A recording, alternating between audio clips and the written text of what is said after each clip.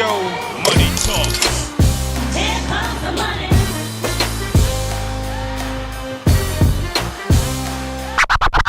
Good afternoon, everyone, and welcome to Lunch with the Finance Bunch. I'm Charline. And I'm God's Gift Matthew. Welcome, everybody. Matthew, are you excited like I'm excited? I'm definitely excited. Well, it's a little early for me, but I'm definitely here. I'm excited. That's okay. Today we have in the studio Mark Mosely, and he's the Director of Programming here at Dash Radio. Actually, Vice President of Yes, Programming. I was going to say. Director, I think, is a little... I think you're giving me too much credit. Okay, so you're the Vice President. Yeah, sounds Wow. impressive, doesn't it? It does. It really, Yeah. really We were does. saying off air, that definitely has a nice ring to it. There's a lot of perks that come with that. I get to park in the lot back here.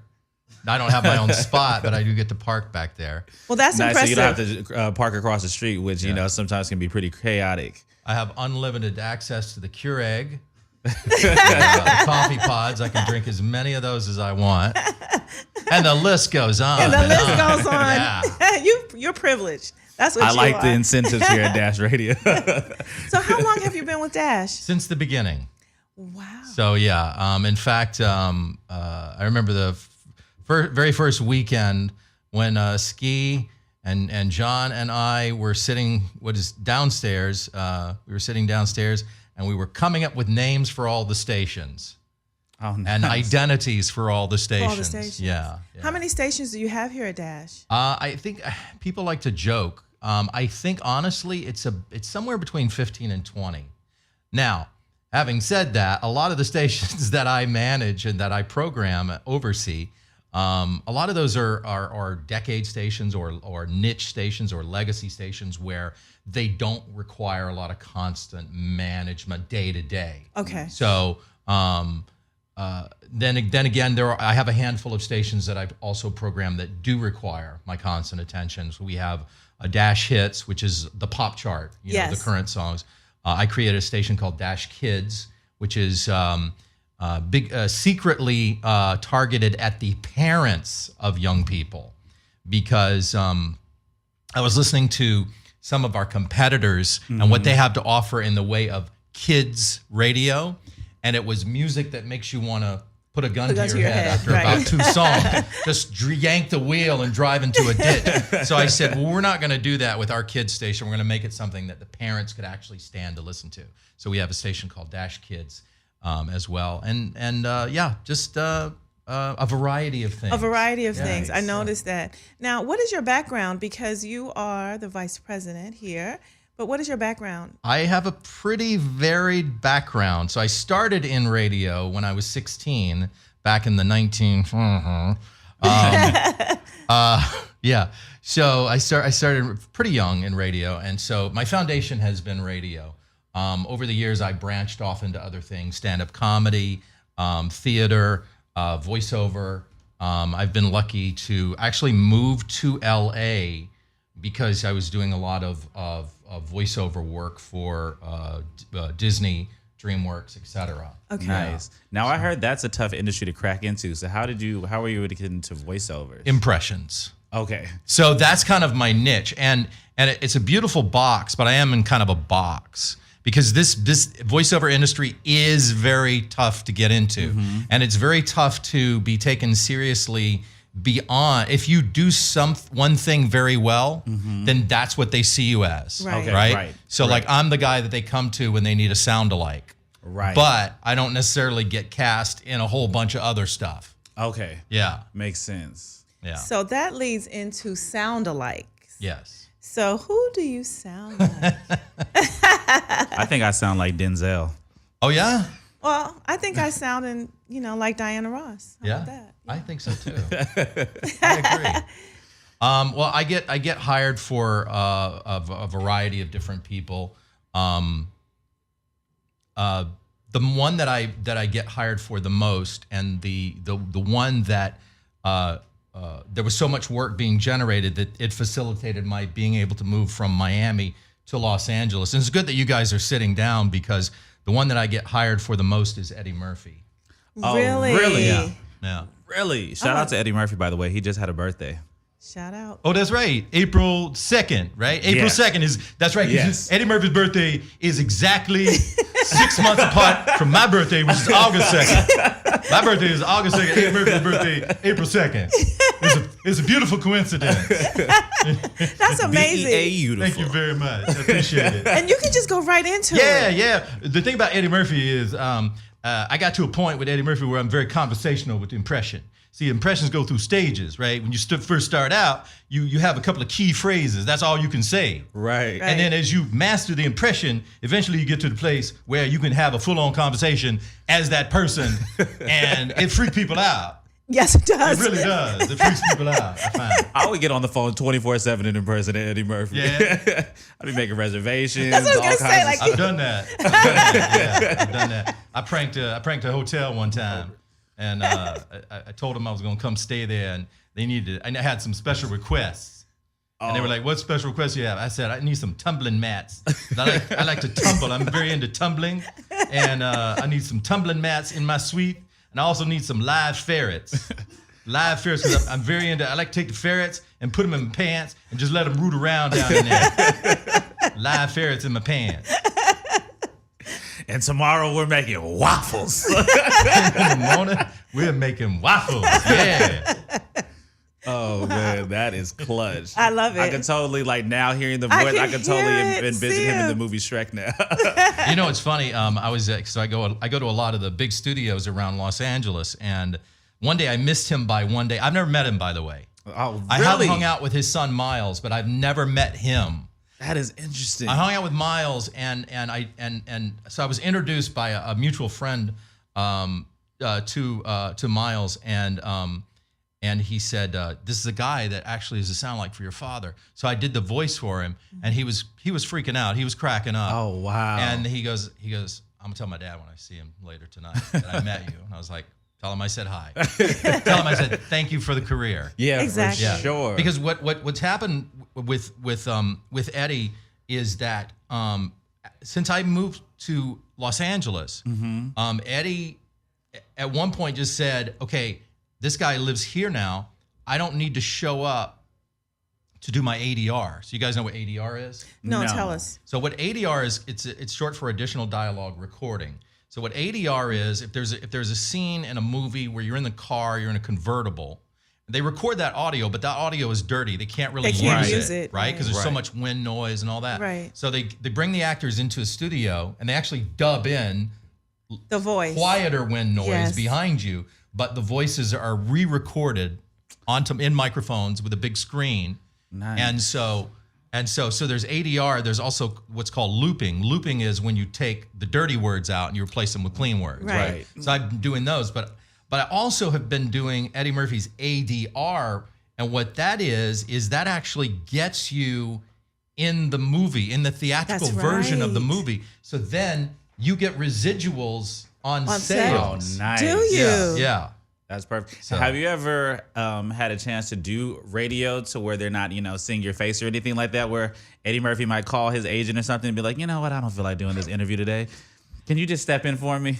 No, I've never done that, but I had once an encounter with Gilbert Gottfried. So Gilbert, as you know, is a touring comedian. Yes. Right. And so when I was working on the radio station down in Miami, and he came on one morning, Nice. and I started doing my Gilbert Gottfried impression in front of him. Okay. Wow. Like he's on the mic, I'm on the mic, so he's talking. Oh, literally, you guys and are I'm going like, back and forth. I'm like mocking him, right? And so at one point he just throws his hands up and he goes, "I don't know why I came in. What do you need me here for? You've got this guy over here. I could have stayed in my hotel and just slept in this morning. I don't understand what I'm even doing here." But that has to be weird that you hear your voice coming from another person, right? Yeah. And you're trying to have a conversation with them. Yeah. That has to be That's weird. gotta be absolutely amazing. Yes. And if I could do impersonations, I feel like if I woke up in the morning and started thinking inside my head, I would take Yes. on different voices. Like one day I would be speaking to myself in my head as Eddie Murphy. The next day would be Gilbert Gottfried, and the list goes on and on. Yes. That's Now, hilarious. do you ever do that? Do you ever just for pure entertainment for yourself? You riding in your car and you hear a voice in your head and you just well, I tell you what, you get me and my son together because my son also does impressions. So whenever we get together, sometimes we'll get going and we'll do, he does Bart Simpson and I do Homer. So if he was here right now, I would say something like, Bart, go get me a beer. And then he'd be like, do the Bart impression, which I don't do, but Right. Wow. That is clutch. Yeah. Now, I want to come back and talk. You mentioned a little bit about how you get paid in the industry. And this is Lunch with the Finance Bunch. And we got to talk about money. We got to talk about money. Yeah. So when we come back, that's what we're going to do. Okay. How's that? Sure. This is Charline. This is Lunch with the Finance Bunch. And we'll be right back. And we're on Dash Talk Radio. Yes, indeed. Stay tuned.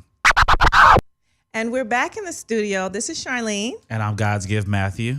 Lunch with the Finance Bunch on Dash Talk Radio. Dash Talk Radio. And we have the Vice President of Programming here with us, The VP, y'all. Mark Mosely. And we're asking him all the questions that you want to know. So this time I want to talk about a little bit about finance. Okay. Because that's what we do here. And so I wanted to know, what are some of the components of getting paid when you're in the voiceover business? We'll start there. Well, so obviously there's different tiers to it. If you're a celebrity, Yes. if you're a A-list celebrity, then you're going to command whatever salary your agent is going to negotiate for you. So if you're Eddie Murphy and you're doing Shrek 5 and they're going to pay you $15 million, I'm not going to get that. Right. I'm not going to get.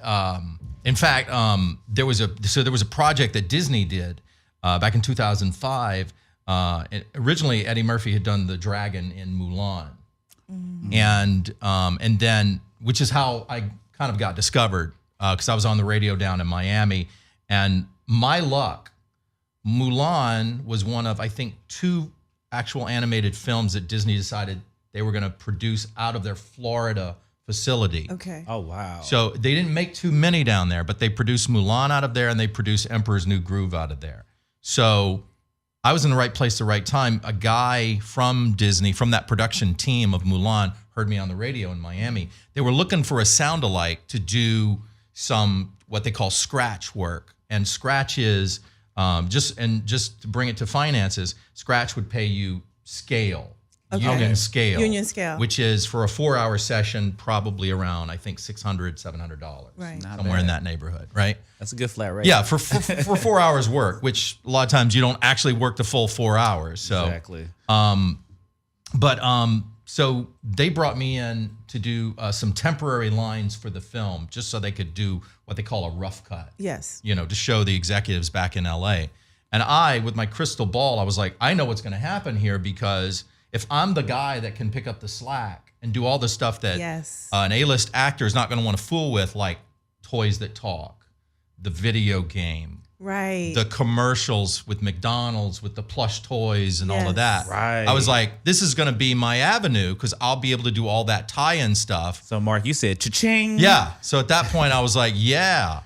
And the money got good enough, like I said earlier, the money got good enough for me. The work got steady enough that I was able to move my family to Los Angeles about 4 years later.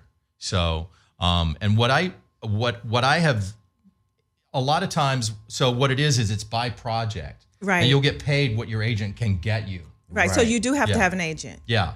Okay. And that's of course, the catch-22 for the would-be voice actors out there is you've got to have an agent to get the work, but you've also kind of got to have some work in order to get an agent. Right. You know what I mean? Mm-hmm. So that's the dance. you kind of have to find your way down that path.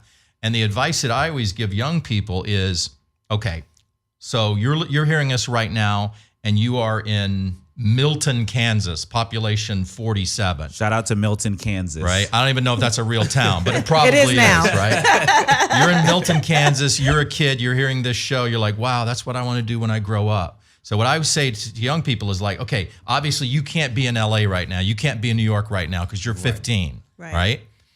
But do what you can do right now. Go do local theater, right? Mm-hmm. Do as much local theater, do as much school theater as you can.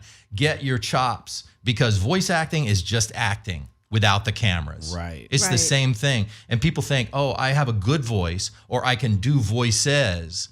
That's good, but you need to learn to act. Correct. And I came to LA thinking that even though I'd been doing radio and voiceover down in Florida and all this stuff, and when I got to LA, I was like, whoa, I have to relearn and unlearn a bunch of stuff that I learned wrong about what this whole game is about. Because at the beginning and the end of the day, it's about acting and can you act, not just can you do an impression of somebody. Exactly. Right. And I have to tip my hat to you for being able to make the transition and so quickly, especially how the industry is, how everything moves so fast, and being able to adjust, because unlearning things and having to relearn things on the fly can be really difficult. Well, straight up, I'm not that great an actor. And I'm not a trained actor. Like, I've had very little schooling in acting. Right. So I'm not that great of an actor that I'm able to really get out of this beautiful box that they have me in. See, if I was a better actor, and I'm just being real, then I would probably work more outside of that. Of the voiceovers. Of that sphere of well, this is not a face for TV. So, but, but I would work more outside that sphere of, well, we go to him when we need an impression of somebody. You see what I'm saying? So I say to young people, you do impressions, great. You do characters and accents, whatever. That's all great. Acting. Voice. Take some acting. classes. Take the classes. Yes. Do Go what to you can school. do now and get ready. Before you make that transition. before you Because make the coming move. to LA, it sounds good. It's very glamorous. Yeah. But you have to have a paycheck. Yeah. So don't, you want to make especially sure. living out in LA, it's expensive out here. Everybody Exactly. in Milton. Exactly. It's very Yeah. expensive out here. So you have to be prepared. So thank you for that. And $700 scale sounds like a lot of money to you, but here it's not that It's not that much money. It's lunch. That's right. And not and not even at the best restaurant. Right. How about that? Now, you are here at Dash and you do a lot. I know you kind of play it down, but you do a lot. But what does a day look like for you here at Dash Radio? There's no such thing as like normal. I mean, I didn't know I was going to be doing this today. Right? I come in and my man Q over here is like, hey, do you have an hour? I'm like, no, I don't. And then he goes, and he told me what it was. He goes, well, we're going to interview you. I said, well, that changes everything. Isn't that what I said? I have an hour now. I have an hour now. I will make time. So, but it really varies. I mean, right now, over the last 2 days, I've been working on a new secret project that they kind of dropped in my lap, and they're like, push everything to the side. This is priority. And then also, we also just changed the name of our oldie station to the 60s because we realized that there was some brand confusion there. We have a 70s station, we have an 80s station, we have a 90s station, but our 60s station was called the Oldies. And we never thought of it that way until a listener pointed it out to us. They're like, I wish Dash Radio had a 60s station. I'm like, we do. It's called the Oldies. And then I was like, well, duh. That's why he didn't perceive that we had one. Right. So I've been working on that for the last couple of days, changing everything over from the oldies to 60s. So that means making sure all the music was actually from the 60s and none of it from the 70s. And then also rebranding all of the little imaging things that you hear, the little things that go in between the songs that say, this is, whatever. Whatever, yeah. Oh so I've been working on that. So you're literally busy from the moment that you step into this office until the time you walk out. No, until the time I go to bed at night. I go home and keep working. Oh man! But what are they? Well, I saw a great post the other day. They said, "Welcome to Entrepreneurs Day, known to everyone else as Sunday." Right. That's right. And I was like, "That's me. I'm always working on Sunday." For sure. Yeah. See, that's why we need unlimited Keurig cups. Yes. For sure. But you guys know what I'm talking about, and That's I know your right. listeners do because your listeners are probably most of them entrepreneurial minded people. And you it's- work and it- 24/7. Yeah, I always joke. I joke with people here all the time. I'm like, I say I love the weekend because that's when I get my best work done for Dash Radio is on the weekend when I'm off the clock. Right. And people only see the end result. Yeah. They don't see the work behind it, so they think, oh, I want to do this, but they don't know all the work that goes to prepare for it. The inviting, the making sure that, like you said, even down to what's spoken about in between the conversation. Yeah. So if you make a change, you have to change everything across the board. Yeah, and I'm about details. Yeah. I always tell people, I tell my kids this all the time. One of my favorite phrases is greatness is in the details. That's right. And that's in any artistic endeavor. You're doing a radio show, you're putting a play together on stage. If you're painting, greatness is in the details. And you have to be a detail. It's what I love about Dash Radio, and let me just gush about Dash Radio for a second, because then this does relate to finance. One of the things that's happened to the radio industry, when I say radio, I mean like traditional AM/FM radio, is that the deregulation of it, the Telecommunications Act in 1995, which was ironically passed by President Clinton with the idea that it was going to promote greater diversity of minority ownership of radio. Yes. That was the original intent of that law, and it had the exact opposite effect. It did. And it led to consolidation. It led to just large corporations just gobbling up everything. Right. And to the point that they owned everything and then had to keep adding more and more debt, because the business model, even though they kept cutting and cutting and cutting and thinking that was the way to make something more profitable, which is by making people do 3 jobs where they were doing 1 before, by firing half the staff, by having management and programming of radio locally be done from a national hub.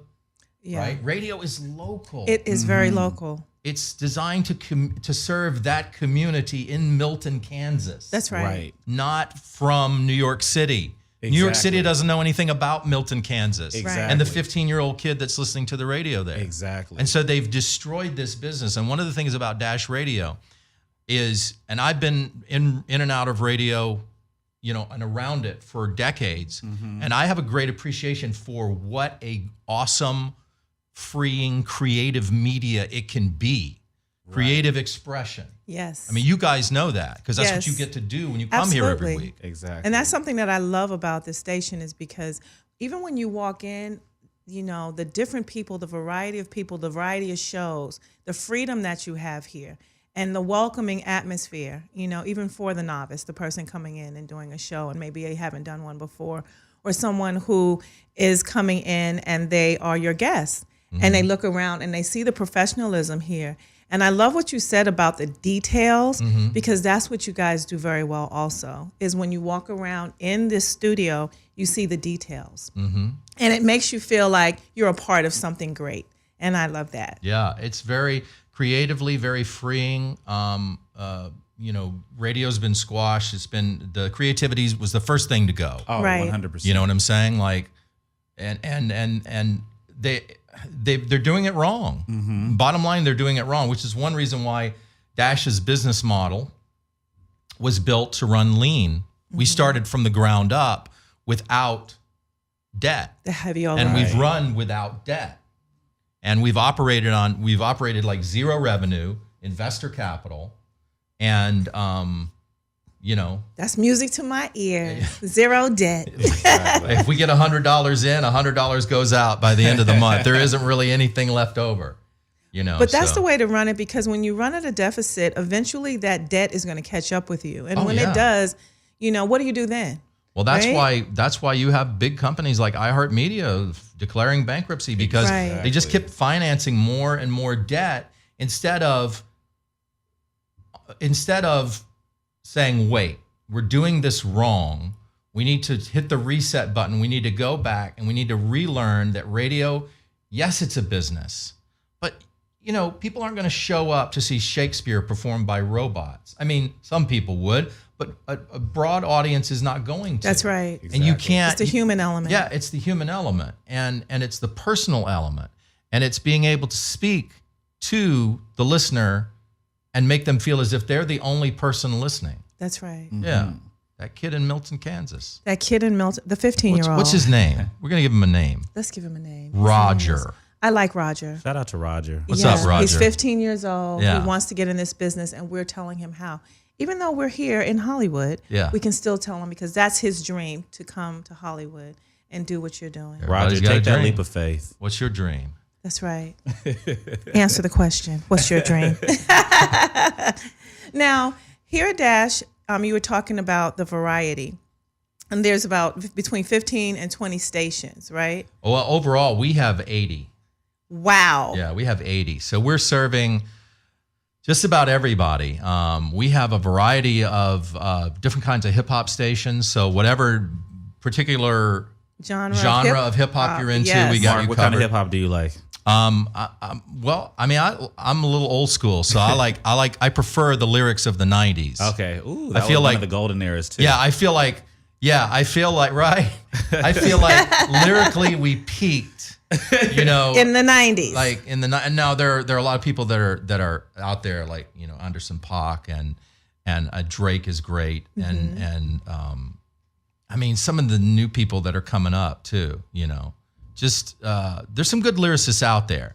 I'm interviewing a lady tomorrow named Anna Oakley, so remember that name. Okay. She's gonna blow up because she's writing some great lyrics with a message, Nice. and she's got a nice production team around her. Nice. She's unknown right now, but next year she's gonna be big. But you know what? I think people are getting back to that. Yeah. They want words. You know what I mean? They Yeah. want expression. They want passion. They want to hear what you're saying. You can't just Something that's definitely timeless and not microwavable Yes. music. That's Exactly. like in today, gone tomorrow. yeah, some thought behind it. I noticed that a lot of the artists are starting to get back to like almost a form of R&B. Yeah. Like another, they've morphed it to something else, but it's back to human. Yeah. It's back to passion, and I love that. Well, that's 'Cause how I you have miss it. longevity. Exactly. I mean, you take some of the guys that are really, really popular right now, some of the mumble rappers, and I don't know if that's going to last very long, but some of these guys that